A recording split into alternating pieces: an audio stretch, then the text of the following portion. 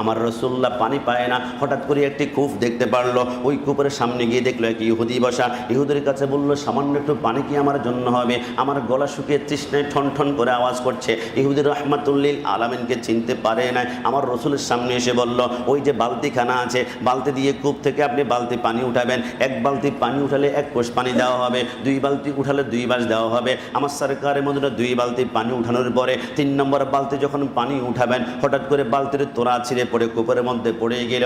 ইহুদির মাথার মেজাজ গরম হয়ে গেল। ইহুদি রাহমাতুল্লিল আলামিনকে চিনতে না পেরে রসুল্লাহর গাল মোবারকে এত জোরে কষে একটা থাপ্পড় মারলো। আমার রসুল ঝরঝর করে চোখের পানিগুলো ছাড়তে শুরু করলো। ইহুদি যখন থাপ্পড় মারলো, রসুল ইহুদের হাতটা খপ করে ধরে ফেললো। ইহুদি ভয় পেয়ে গেল, আতঙ্কিত হয়ে গেল, মনে হয় আমাকে আক্রমণ করবে। কিন্তু নবী তো আমার মায়ার নবী, নবী আমার দয়ার নবী। আমার নবী বলে, ভাই এত জোরে থাপ্পড় মেরেছ, তোমার নরম হাতে ব্যথা পেয়েছো কিনা? জোরে জোরে বলে সুবহানাল্লাহ। ইহুদি বলে, না না, এটা দুনিয়ার কোনো সাধারণ মানুষের কথা হতে পারে না। এত সুন্দর আচরণ, এত সুন্দর শিষ্টাচার, এত সুন্দর ফ্ল্যাট এক্সপ্রেশন দুনিয়ার কোনো মানুষের হতে পারে না।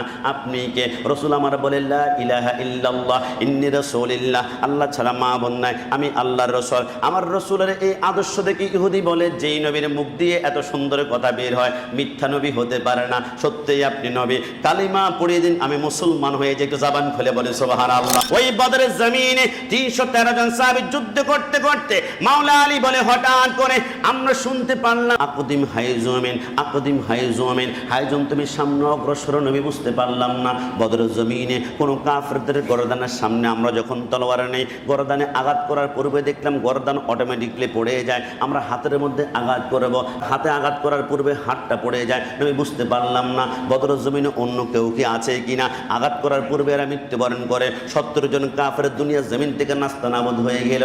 আমার রসুল মুস্কি হেসে বলে, তোমরা যখন বদরের জমিনে ঢুকে পড়েছিলে, তোমরা টেনশন করছো, আমি সিজদার মধ্যে পড়ে আল্লাহর দরবারে প্রার্থনা করেছিলাম, ইদ তাস্তাগীসুনা রাব্বাকুম ফাস্তাজাবা লাকুম আন্নী মুমিদ্দুকুম বিআলফিন মিনাল মালাইকাতি মুরদিফিন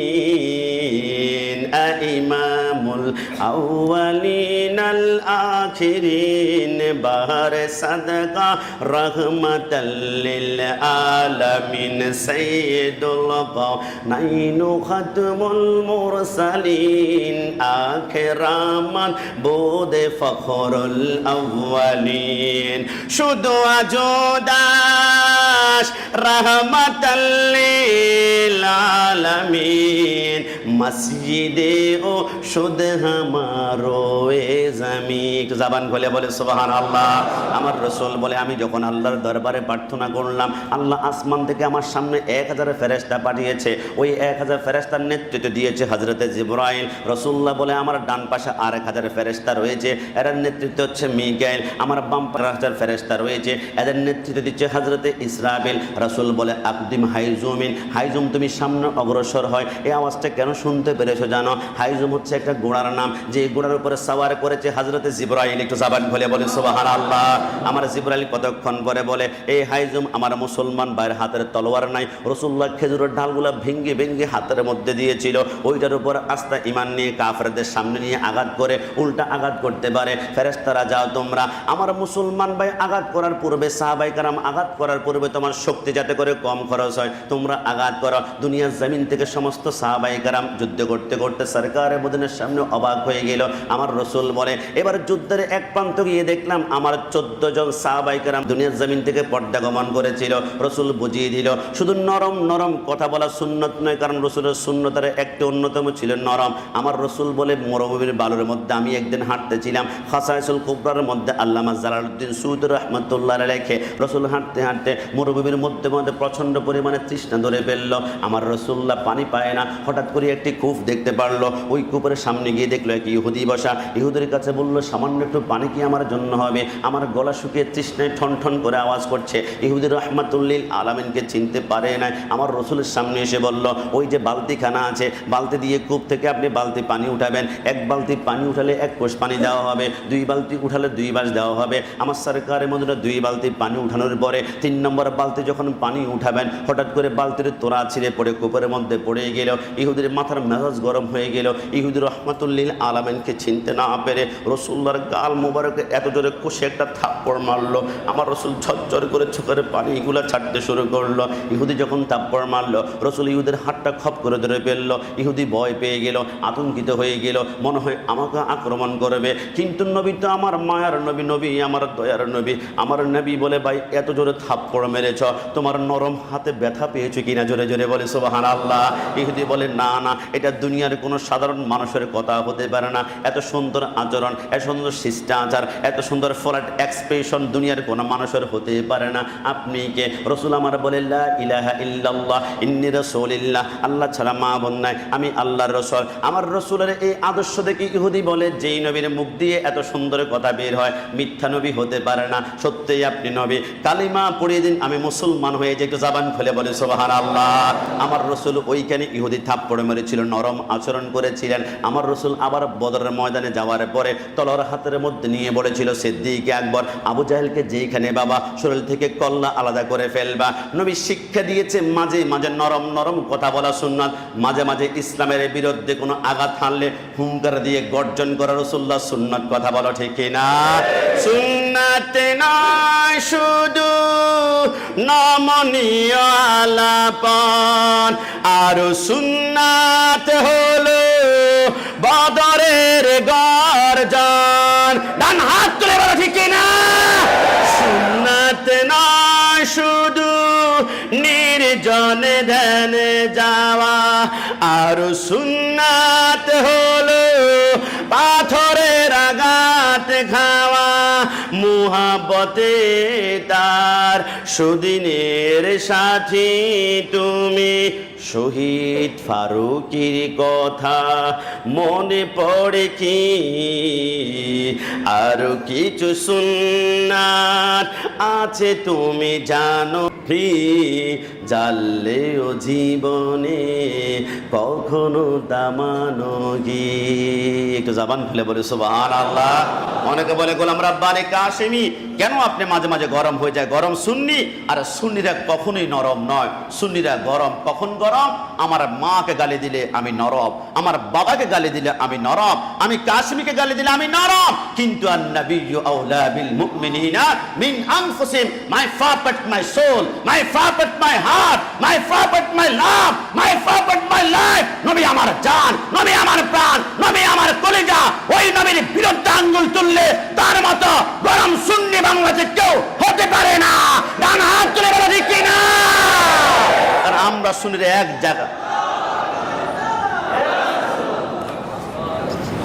আমরা সুন্নির এক জায়গায় গরম, সেটা হচ্ছে মদিনাওয়ালা শানেকে গোস্তাকি করলে বাংলাদেশের প্রেসিডেন্ট, প্রধানমন্ত্রী অথবা এই মুহূর্তে আমেরিকার প্রেসিডেন্ট ডোনাল্ড ট্রাম্প যদি থুতু নিক্ষেপ করে, কেউ হাতে নিতে চাইবি না। কিন্তু রাসূলুল্লাহর থুতু মুবারকের পাওয়ার কেমন ছিল! যখন কুরবান কেন করবো না? বদরের ময়দানে হযরত মুআয ইবনে আফরা রাদিয়াল্লাহু তাআলা আনহু তিনি বলেন, রাসূলুল্লাহর থুতু মুবারকের বরকত জানো, আমি যুদ্ধ করতে করতে আমার ডান হাতটা কেটে গিয়েছে, শরীর থেকে আলাদা হয়ে গিয়েছে। আমার কাটা হাতটা আমি বাম হাতের মধ্যে রাসূলুল্লাহর সামনে আসলাম, চোখের পানিগুলো ছেড়ে দিয়ে বলল, ফাজাআ ইয়াহমিলু ইয়াদাহু ফি ওয়াসাকা ফিহা রাসূলুল্লাহ সাল্লাল্লাহু আলাইহি ওয়াসাল্লাম ফাআলসাকা ফালাসিকাত সরকার মদিনা। ওই কাটা হাত সামনে নিয়ে সাহাবাই যখন দাঁড়ালো, সাহাবী বলে, নবী আপনি তো তারানেওয়ালা, আপনি তো বাঁচানেওয়ালা। নবী হাত কেটে গিয়েছে, যুদ্ধ করতে পারছি না। আমার রসুল সাহাবার সে কাটা হাতটা কাটা জায়গায় সংযোজন করে থুতু নিয়ে হাতের মধ্যে এক ফোঁটা একটা ব্যান্ডেজের মতো অঙ্কন করলেন। সাহাবী কেরাম বলে, কসম খোদার, সেকেন্ডের ভিতরে জায়গাটা সুস্থতা হয়েছে। আমার হাতে আগে যে শক্তি ছিল এখন 70 গুণ বৃদ্ধি পেয়েছে। জোরে বলে সুবহানাল্লাহ। আমার কথা যদি হয়, আল্লাহ জবানটা বন্ধ করবে। বিশ্ববিখ্যাত কিতাব শেফা শরীফের মধ্যে কাজী আয়েজ রাহমাতুল্লাহ লেখে, আরেকজন সাহাবী বদরের জমিনে হাবিব ইবনে ইয়াসাফ রাদিয়াল্লাহু তাআলা তিনি বলেন, আমার স্কন্দ, আমার কাঁধটা নিচের দিকে ঝুলে গিয়েছিল।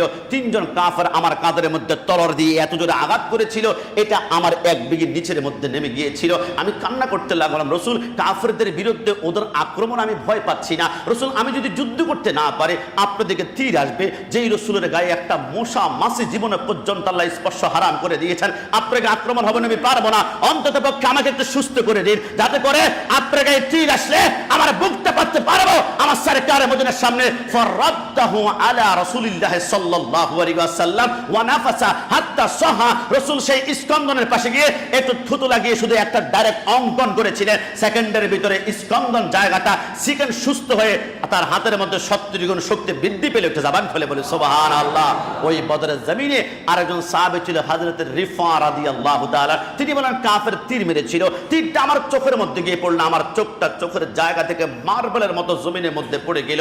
আমি ওই খোলা চোখটা রাসূলুল্লাহর সামনে নিয়ে আসলাম। রাসূল, আমাদের বিশ্বাস, আমাদের আকীদা, আল্লাহ হচ্ছেন সমস্ত ক্ষমতার মালিক, কিন্তু আপনাকে দুনিয়ার মালিক বানিয়ে দিয়েছে। নবী, আমার চোখ যদি না থাকে আমি বদরের ময়দানে কোনো কাফের বেঈমানকে চিনতে পারছি না। সরকারে মদিনা হাতের মধ্যে সেই চোখটা চোখের জায়গার মধ্যে নিয়ে ফাবাসাকা রাসূলুল্লাহ সাল্লাল্লাহু আলাইহি ওয়াসাল্লাম, রাসূল সেইখানে দাঁড়ালেন। ওয়া দালি, রাসূল দোয়া করলেন, আল্লাহ তার চোখটা ভালো করে দাও। हमारा नबी वो नबी है जिसकी हर दुआ कबूल है। नबी আমার একজন নবী, দোয়া করতে দেরি হয় চোখটা আগের চাইতে 70 গুণ আলোকিত হয়ে গেল। জোরে বলে সুবহানাল্লাহ। জানি না ঢাকাতে এমন কোন মেডিসিন কি স্কয়ার অ্যাপোলো ল্যাব এর মধ্যে পাওয়া যাবে যে আপনার হাত কেটে গিয়েছে, আপনি ওষুধ লাগাবে, সেকেন্ডের ভিতরে জায়গা ভালো হয়ে যাবে আর সুস্থ হয়ে যাবে? পারা যাবে না। তো আমার নবীর থুতু কেমন হয়েছে? আমার আল্লাহ বলে একটি কারণে হয়েছে, মেরা নবী, মেরা নবী। আর prophet is the great teacher of all doctor. আমার নবী হচ্ছেন तमाम দুনিয়ার সমস্ত ডাক্তারদের মহাগুরু। একটু জবান খুলে বলে সুবহানাল্লাহ। ওই সরকারে মদিনা থুতু যেটা আমাদের মতো হয় না, বেমিসাল। এজন্য আমাদের শায়েররা বলে জিসকা কোই সানি নেহি वो নবী হামারা হে। যার কোনো সেকেন্ড কপি হয় না তিনি হচ্ছেন মদিনা ওয়ালা। একটু জবান খুলে বলে সুবহানাল্লাহ। কিন্তু আফসোস লাগছে, মাথায় টুপি মুখে দাড়ি নিয়ে অনেকে বলে রাসূলের রওজার উদ্দেশ্যে, রাসূলের রওজা জিয়ারতের উদ্দেশ্যে ঘর থেকে বের হওয়া নাজায়েজ, এটা করা যাবে না। আমাদের পরিতাপের বিষয়, সে তো ডাইরেক্ট কোরআনকে অস্বীকার করেছে। কোরআন বলে ওয়ালাউ আন্নাহুম ইযলামু আনফুসাহুম জাউকা, তোমরা যদি নিজের উপর জুলুম করো, জানা করো, মারার করো, পাপ করো, খুন করো, দর্শন করো, তাহলে তোমরা চলে যাও কোথায়? আমার রাসূলের মদিনায়। জবান খুলে বলে সুবহানাল্লাহ। ওইখানে গিয়ে ফাস্তাগফিরুল্লাহ, আল্লাহর কাছে ক্ষমা চাও। না, শুধু আল্লাহর কাছে ক্ষমা চাইলে হবে না, আল্লাহর কাছে ক্ষমা চায় হিন্দুরা ভগবান বলে, আল্লাহর কাছে ক্ষমা চায় অনেকে ঈশ্বর বলে, আল্লাহর কাছে অনেকে ক্ষমা চায় গড বলে। আমার আল্লাহ বলে, ভগবান বলে, ঈশ্বর বলে, আমাকে গড বলে। আমি তাদের চোখের পানি কবুল করি না। কেন? আমার আল্লাহ বলে ফাস্তাগফিরুল্লাহ, আমি আল্লাহর কাছে চাইলে হবে না। ওয়াস্তাগফারা লাহুমুর রাসূল, আমার রাসূল তোমাদের জন্য হাত তুলতে হবে। রাসূল যখন হাত তুলবে, ওগো আল্লাহ, গাউসুয়াদের মসজিদ থেকে আপনার আশিক চলে আসছে সোনার মদিনায়, তার অন্তরে পাপ আছে, জুলুম আছে, গুনাহ আছে। আমার আল্লাহ বলে, বন্ধু যখন হাত তুলবে আমার রহমতের সাগরে তুফান শুরু হয়ে যাবে। লাওয়াজাদাল্লাহ তাওয়াবার রহিমা, তারা আমি আল্লাহকে তওবা কবুলকারী হিসাবে পাবে। একটু জবান খুলে বলি সুবহানাল্লাহ। রাসূল যদি সুপারিশ না করে, রাসূল যদি হাত না তুলে, তাহলে আল্লাহ তওবা কবুলকারী হিসাবে হবে না। রাসূল যখন হাত তুলবে তখন তওবা কবুলকারী। আমার আল্লাহ বলে, তোমার উপর জুলুম হয়েছে, তোমরা মদিনায় যাও। আর স্কলার গুস্তাখ বলে সরকারে মদিনা, সেই মদিনায় তোমরা জিয়ারত করতে যেতে হবে না। আমি রমজান মাসে আপনাদেরকে প্রশ্ন করতে চাই, একটাবার চিন্তা করেছেন রমজানের প্রত্যেকটা আমলকে আল্লাহ 70 গুণ বৃদ্ধি করেছেন? একটা ফরজে 70টা ফরজ। আল্লাহ কারণটাকে একটু বলুন না। আমার আল্লাহ বলে, লিখে নাও। বিশ্ববিখ্যাত কিতাব মাকাবে নবুয়তের মধ্যে সাহেবজাদা আল্লামা ইফতেখার হোসেন কাদরি লেখে, প্রত্যেক সোমবার বৃহস্পতিবার সমস্ত উম্মতের আমল নামাগুলো রাসূলুল্লাহর কদমে আমার আল্লাহ ফেরেশতার মাধ্যমে সেখানে সাবমিট করে প্রদান করা হয়। রাসূল উম্মতের গুনাহগুলো দেখে ঝরঝর করে কাঁদতে শুরু করে, আল্লাহ, উম্মত গুনাহ করেছে, জুলুম করেছে, অত্যাচার করেছে, মার্ডার করেছে, জিনা করেছে। ওগো আল্লাহ, আমার উম্মতকে ক্ষমা করে দিন না, মাফ করে দিন না। উম্মতের গুনাহ কি হবে? আমার আল্লাহ বলে, আমি সিদ্ধান্ত গ্রহণ করে দিলাম, বন্ধু আপনি কাঁদবেন না। আপনার উম্মতের জন্য রমজান এমন একটি মাস রেখেছি, একটা নফল করলে একটা ফরজ হবে, একটা ফরজ করলে 70টা ফরজ হবে, একবার ইফতারি করলে 70টা ইফতারি হবে। এক মাস ইবাদত করলে 70 মাসের সওয়াব তার আমলনামায় দিব। ওগো আল্লাহ, বন্ধু 11 মাস গুনাহ করেছে, কিন্তু রমজান চলে আসছে। মান সামার রমাদানা ঈমানান ইহতিসাবান গুফিরা লাহু মা তাকাদ্দামা মিন যামবিহি ওয়া মা তাআখারা। আমি ওয়াদা করলাম, আপনার উম্মত যদি গোটা রমজান মাসটা সঠিকভাবে তারাবি আদায় করে, ইফতারি আদায় করে, সাহরি আদায় করে, 5 ওয়াক্ত নামাজ পড়ে, রোজাগুলো রেখে, তাহলে এক মাস আদায় করলে 70 মাস। উম্মত 11 মাস গুনাহ করেছে, 70 থেকে 11 বাদ দেন, আরো 59 মাস আপনার আমলনামার মধ্যে আছে। আমি আল্লাহ বন্ধুত্বের খাতিরে 59 মাসের পরিসংখ্যান হিসাবে উম্মতকে আপনি রাসূলের মুহাব্বতের কারণে জান্নাতে প্রেরণ করব। জোরে বলে সুবহানাল্লাহ। আপনি দুনিয়ার কোন ইবাদতটা খুঁজবেন যেখানে আমার রাসূলকে পাওয়া যাবে না? প্রত্যেকটা ইবাদতের সেন্টার পয়েন্টের নাম হচ্ছে মদিনা ওয়ালা। একটু জবান খুলে বলে সুবহানাল্লাহ। না আপনি খেয়াল করেছেন আমাদের চট্টগ্রামে ইফতারের টাইম হচ্ছে 6টা 5 মিনিট। ঢাকার মধ্যে আসবেন ইফতারের টাইমটা 6টা 7-8 মিনিট। আপনি রাজশাহীর দিকে যান 6টা 10 মিনিট। আপনি আরেকটু সামনে যাবেন 6টা 15 মিনিট। আপনি ইন্ডিয়ার মধ্যে যাবেন 6:30টা, পাকিস্তান যাবেন 7:30টা। আপনি ইউরোপ কান্ট্রির মধ্যে চলেন, যত সামনে যাবেন টাইম শুধু আধা ঘন্টা 1 ঘন্টা বাড়বে। আল্লাহ বুঝলাম না, ঢাকা, সৌদি আরব, আমেরিকা একসাথে টাইম দিলে কি হতো? আমার আল্লাহ বলে না, তোমরা তো বুঝো না, আমি আল্লাহ চাচ্ছি প্রত্যেকটা সেকেন্ডে সেকেন্ডে আজান হবে। আজান কেন হবে জানো? আজানের মধ্যে একটা নাম আছে, আমার বন্ধুর নাম, আশহাদু আন্না মুহাম্মাদুর রাসূলুল্লাহ। যদি আমি এক টাইমে শুধু আজানটা বের করি 6টা 5 মিনিটে বাংলাদেশে, ইন্ডিয়ায়, লন্ডন, আমেরিকা, পাকিস্তান, তাহলে এক টাইমে বন্ধুকে স্মরণ করা হবে, বাকি টাইম বন্ধুকে স্মরণ করা হবে না। এমনটা হতে পারে না। ওয়ারাফানা লাকা যিকর, আমার বন্ধুর শান যাতে করে বন্ধ না হয়, টাইমটা এমন ভাবে মেসিং করেছি, তামাম দুনিয়ার গুস্তাখ চেষ্টা করলো বন্ধু এক জাররা পরিমাণ শান কমাতে পারবে না। ডান হাত তুলে বলে ঠিক কিনা?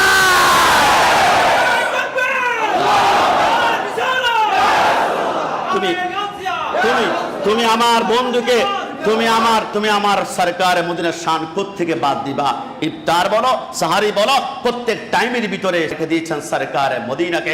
নামাজ পড়তে যাবেন, আপনি ফজরের নামাজ পড়তে গিয়েছেন, ফজরের নামাজের প্রথম হচ্ছে সুন্নত, তারপর হচ্ছে ফরজ। আল্লাহ বুঝলাম না, প্রথম তো ফরজ আপনি আল্লাহ আগে আসবেন ফরজ, এরপর সুন্নত নবী তো পরে যাবে, কিন্তু আল্লাহ আপনি করলেনটা কি? ডাইরেক্ট সুন্নতটা আগে, নবীকে আগে দিলেন। আল্লাহু আকবার পরে আল্লাহ।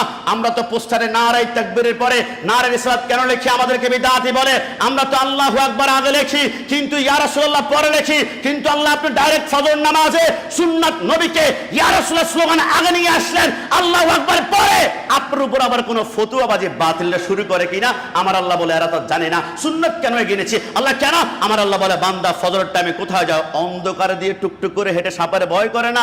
আল্লাহ মসজিদে কেন যাও? নামাজ পড়ার জন্য। নামাজ কেন পড়বা? আসসালাতু মিফতাহুল জান্নাহ, নামাজ হচ্ছে জান্নাতের চাবি। আমার আল্লাহ বলে নামাজ যেতে পড়তে যাচ্ছ একটু মনে রাখিও, আগে কিন্তু ফরজ না, আগে হচ্ছে সুন্নাত। সুন্নাত মানে হচ্ছে নবী। তো নামাজতে পড়তে যাচ্ছ, নবীর সাথে সম্পর্ক তোমার কেমন? নবীর প্রতি মহাব্বত কি আছে? নাকি মিলাদুন নবীকে আবার বিদআত ফতোয়া দাও, ইয়া নবী সালাম আলাইকুম ফতোয়া দাও? নবীর সাথে গাদ্দারি করবা, ফরজ নামাজ পড়তে পড়তে কপালে দাগ পড়বে, আমিলাতুন নাসিবাতুন তাসলা নারান হামিয়া। কিন্তু প্রথম সুন্নাত দিয়েছি, আগে বন্ধুর সাথে কানেকশন লাগা, বন্ধুকে রাজি করা। আর কে এসকে মুস্তাফা সামানে উস্তে বার ওয়াবারদার বুশায় দামানে উস্তে। বন্ধু যদি রাজি হয়ে যায়, তোমার একটা সেই দামি আল্লাহ চোখের পলকে পুলসে রাত পার করাবো। জোরে বলে সুবহানাল্লাহ।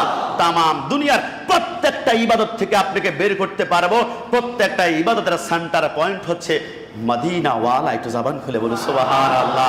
না, রাসূলের আদর্শ যতক্ষণ না গড়ে পরিবারে দেশে বাস্তবায়ন না হবে, অতক্ষণ পর্যন্ত দেশের ভিতরে দর্শন র‍্যাব হতেই থাকবে। আমার রাসূলের আদর্শ কোরআনের আইন যদি বাস্তবায়ন না হয়ে থাকে, আমাদের কষ্ট লেগেছে, আমরা কান্না করেছি, আমি ব্যক্তিগতভাবে কান্না করেছি।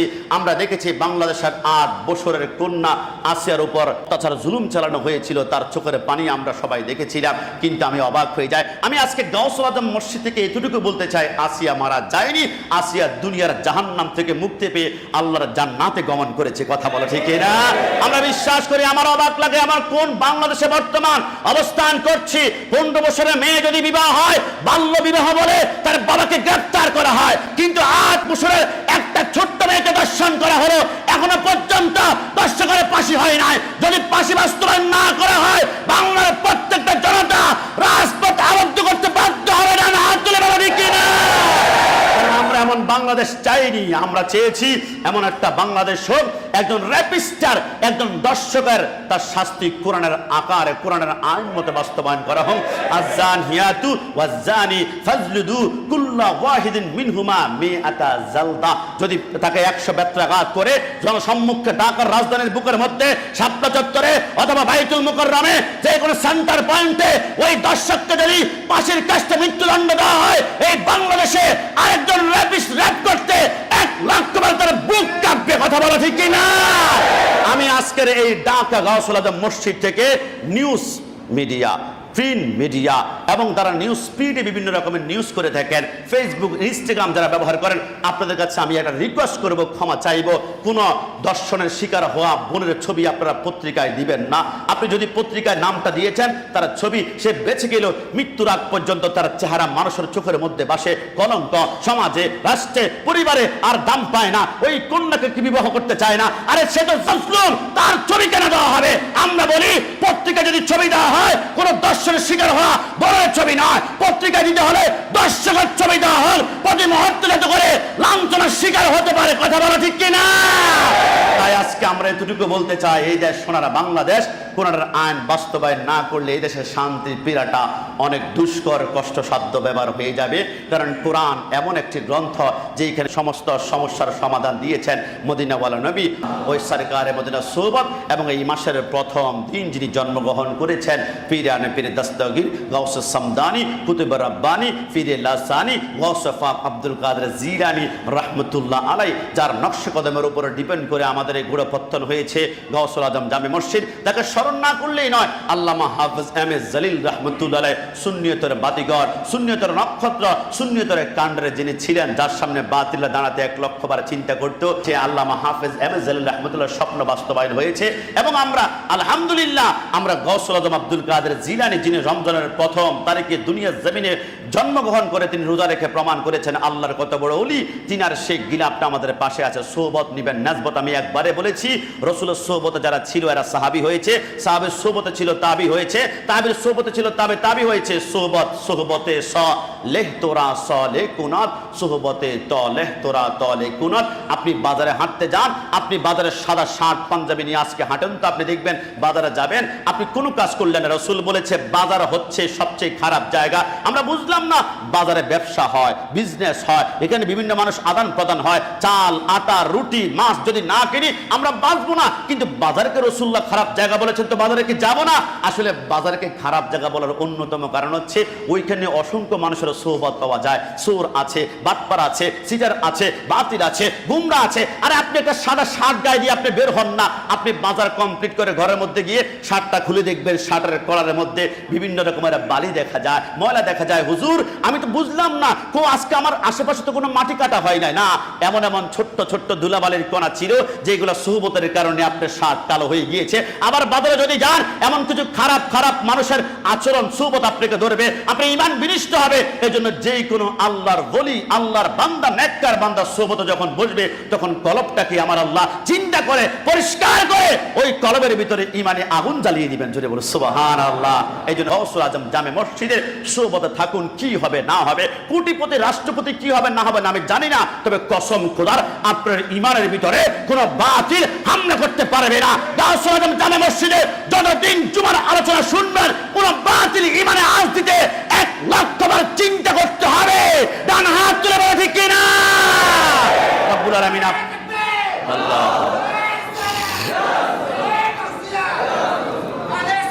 শেখ গাউসুল আজম জামে মসজিদের রব্বুল আলামিন আপনাকে আমাকে সুন্নি হিসাবে কবুল করেছে। সুন্নি কিসমত কি বাত হ্যায়, সুন্নি নসিব কি বাত হ্যায়, সুন্নি তাকদীর কি বাত হ্যায়। আল্লাহকে আপনাকে যা আমাকে সুন্নি বানিয়েছেন, সবাই সিংহের মতো একবার গর্জন করে বলে আলহামদুলিল্লাহ।